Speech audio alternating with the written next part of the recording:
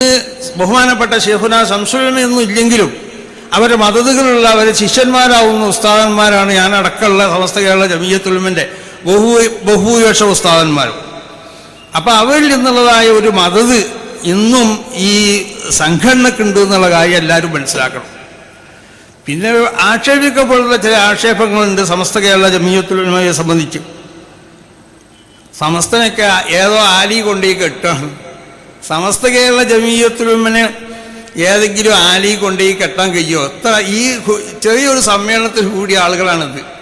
അപ്പോൾ സമസ്ത കേരള ജമിയത്തുൽ ഉലമനെ നമുക്ക് ആരെങ്കിലും ഒരു ആലി കൊണ്ടേ കെട്ടാൻ അങ്ങനത്തെ ഒരു ആലവിടെ എവിടെയുള്ളത്?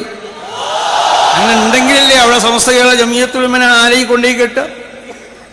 അപ്പൊ ആരെങ്കിലും ആലയിൽ കൊണ്ടേ കെട്ടുക എന്നുള്ളത് സമസ്ത കേരള ജമിയത്തുൽ ഉലമന്റെ അതിന്റെ സ്ഥാപക കാലം മുതൽ ഇന്ന് വരെ ഉണ്ടായിട്ടില്ല.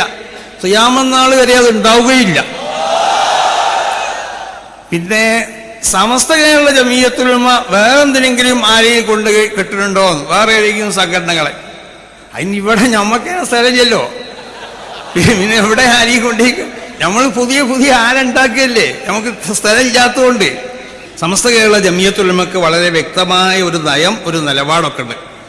അത് നമ്മൾ മഹാന്മാരാവുന്ന വരക്കൽ മുല്ലക്കോയ തങ്ങൾ മുതൽ ഈ പ്രസ്ഥാനത്തിന് ആരാണോ നമ്മളെ കയ്യിലേൽപ്പിച്ചത്, ബഹുമാനപ്പെട്ട ശൈഖുന കണ്ണിയത്ത് ഉസ്താദ്, ബഹുമാനപ്പെട്ട ശൈഖുന ശംസുൽ ഉലമാ ഖദ്ദസല്ലാഹ്, ഈ രണ്ട് മഹാന്മാരാണ്. അവർ ഏൽപ്പിച്ചു തന്ന ഈ സംഘടനക്ക് ഒരു നയത്തോടു കൂടിയാണ് അവരിതിനെ ഏൽപ്പിച്ചിട്ടുള്ളത്.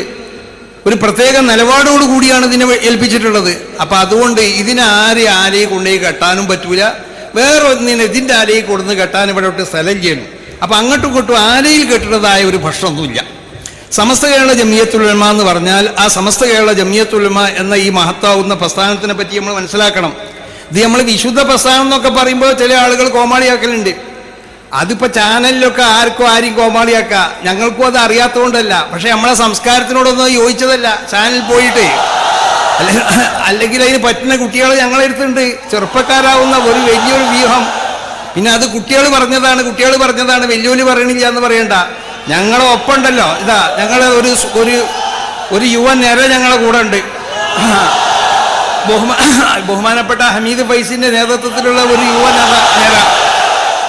അവര് എല്ലാ വിഷയത്തിനും തയ്യാറായി കൊണ്ടിട്ട് അത് എങ്ങനെയും ഏതിനും പ്രതികരിക്കാൻ അവർ തയ്യാറാണ്. പക്ഷേ ഞങ്ങളൊരു കടിഞ്ഞാനുണ്ട് അവരെ. ആ കടിഞ്ഞാണം എപ്പോഴും ഞങ്ങൾ പിടിച്ചുകൊണ്ടിരിക്കാം.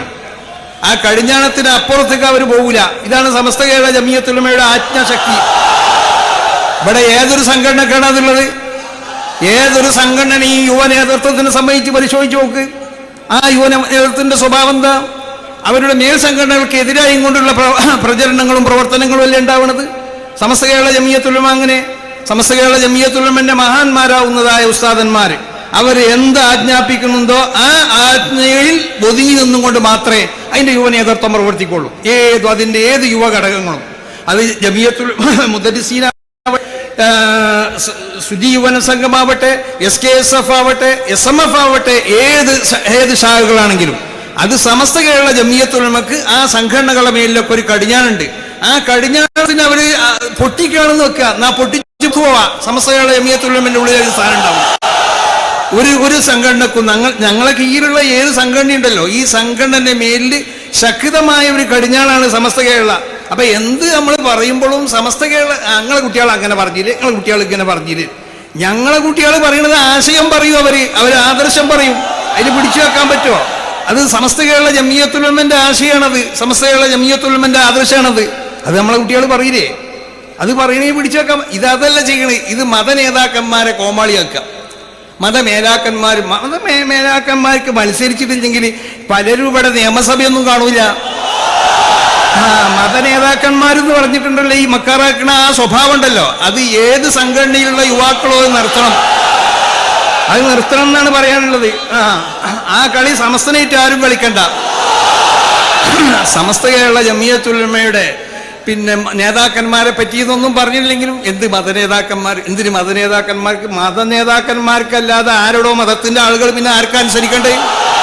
മതനേതാക്കന്മാർക്കല്ലേ. മതത്തിനെ പറ്റി അറിയണവർ മതനേതാക്കന്മാരല്ലേ. അവർ പറയണ കേൾക്കണേ എന്തായിരിക്കും ഈ നാടിന്റെ സ്ഥിതി?